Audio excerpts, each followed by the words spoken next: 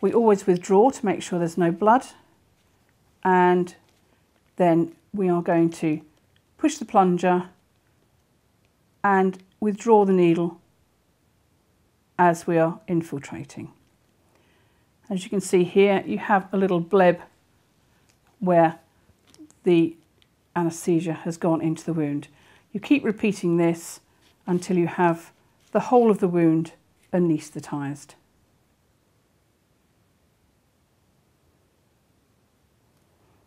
And obviously you need to do this on both sides. It's not too important you get either end of the wound infiltrated because you don't usually put a suture there. Now we're going to look at the equipment we're going to use. For this sort of wound closure, I'm going to use an Ethylon, which is a non-absorbable suture, a monofilament. And you can see how the end of the needle projects through the packaging there, and that's so it's easy access to grab. The suture kit itself should have a needle holder,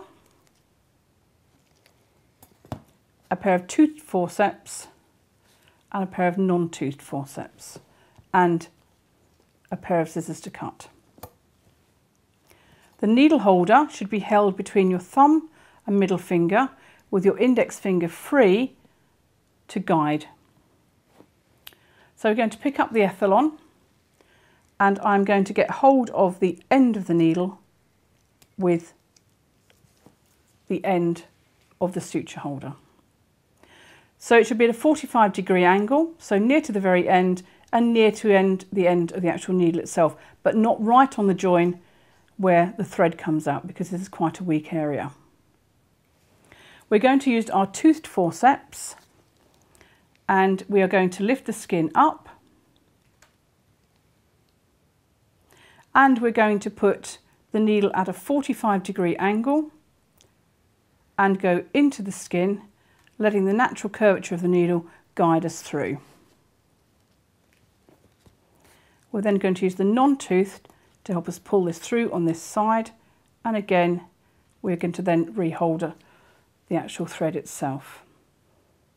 I'm going to bring that through so we don't have so much thread on this side, and again I'm going to use the toothed forceps so you can see exactly where you're going in. This way you can see the base of the wound, and again we're going at a 45-degree, but again this time we're going into the wound, and again let the natural curve of the needle bring us out the other side.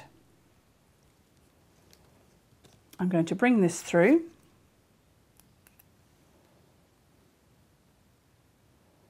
So now we have the sutures through, we need to tie the knot. And it's easy to do about 4 knots here. And we start off by doing a double knot. So we're going to go wind around the needle holder, grab hold of the end of the suture and pull.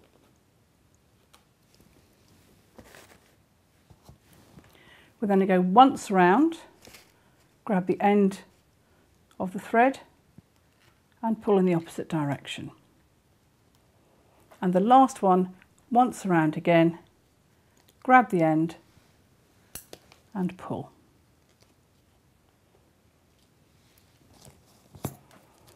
We're then going to trim, and that is your interrupted suture which has been put into the middle of the wound.